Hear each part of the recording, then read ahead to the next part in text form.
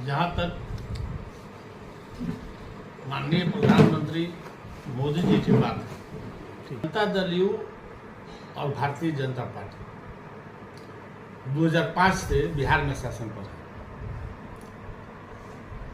कहा जाता है कि 10 साल के बाद एकजुट बदल जाता है और आज का अखबार देखिए तो केंद्रीय वित्त मंत्री श्रीमती सीतारमण जी बोली हैं कि केंद्रीय वित्त आयोग से सिफारिश आती तो बिहार को विशेष राज्य का दर्जा मिलता। जब डबल इंजन की सरकार है तब केंद्रीय वित्त आयोग से सिफारिश कौन करेगा? इसका एक साफ झलकता है कि नरेंद्र मोदी जी को बिहार के जनता से वोट की जरूरत है, लेकिन बिहार को कुछ देना नहीं चाहते। सारी सभी संपदा बिहार और झारखंड से ले जाते हैं और सारा इंडस्ट्री गुजरात, महाराष्ट्र और दिल्ली, सूरत में चलती है। एक भी इंडस्ट्री 10 साल में नहीं, जिससे कि यहाँ के नौजवानों को रोजगार मिल सके। रहा माननीय सांसद आर.के. सिंह जी का, आप भी जानते हैं, सब लोग जानता है कि जितना भी एनर्जी डिपार्टमेंट, जितना बड़ा डिपार्टमेंट के मंत्री हैं, पावर ग्रिड हो या एनटीपीसी हो, जो भी हो, जहां पर लगा हुआ है, उस जो भी उसका इनकम होती है, उस इनकम का 3% उनको उस क्षेत्र के शहर या उस जिले के लिए खर्चा करना है। 10 वर्ष हो गया, 5 साल और मान रहे हैं कि हम तो फिर वोट दे दीजिए। 10 साल का 3% कितना पैसा हुआ? पैसा कहाँ गया? ना उसका लेखा है, ना जोखा है, ना ये बताते हैं सांसद महोदय कि हम ये पैसा यहाँ खर्चा किए हैं। तो कोई यहाँ के नौजवान जो हैं आज रोजगार के लिए 10 वर्ष के बाद, जो लड़का ग्रेजुएशन किया 10 वर्ष में उसका उम्र खत्म हो गया, उसको नौकरी नहीं मिला, उसका उम्र भी खत्म हो गया, नौकरी मिला नहीं, अब क्या करेगा?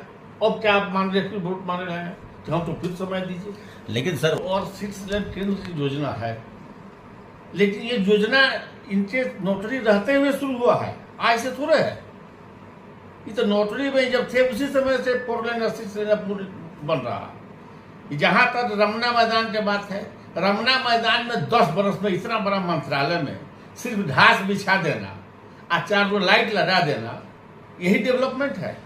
इससे लोगों की पापी पेट भर जाएगा, इससे नौजवानों को हाथ में रोजगार मिल जाएगा। सर, पापी पेट की बात अगर आपने किया तो सबसे अहम चीज़ है कि विद्युत एवं नवीकरण विभाग के मंत्री थे, पावर ग्रिड इनके हाथ में था, लेकिन पावर ग्रिड में भोजपुर के लोग का पावर नहीं है क्योंकि वो वहाँ पर कार्यरत नहीं है। एक भी वहाँ से ऐसा कोई नोटिफिकेशन या नौकरी का ये चीज़ नहीं निकला है कि जो जहाँ से भोजपुर, जो उनका अपना क्षेत्र है, वहाँ के लोगों को रोजगार मिल सके। तो सारे राज्य में जो भी वहाँ का इंडस्ट्रिस्ट है, उसको कहा जाता है कि लोकल को भर्ती में ये प्राथमिकता दी जाएगी। एक भी व्यक्ति इस जिला को इन्होंने पावर ग्रिड में या एनटीपीसी में भर्ती कराया? एक भी सोलर प्लांट, ऊर्जा का इंडस्ट्री यहाँ पर लगवाया?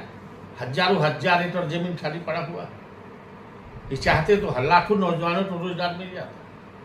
सारे किसान के खेत में का जो पैसा उस पावर से अपना बिजली भी बचाते और बिजली तो मार्केट में बेचते भी, उससे आमदनी भी होता। सौर प्लेट की बात से तो एक चीज ध्यान में आता है कि वैसे तो आर.के. सिंह भोजपुर के दामाद हैं, तो ससुराल से लोग लेता है, ससुराल में देता नहीं है।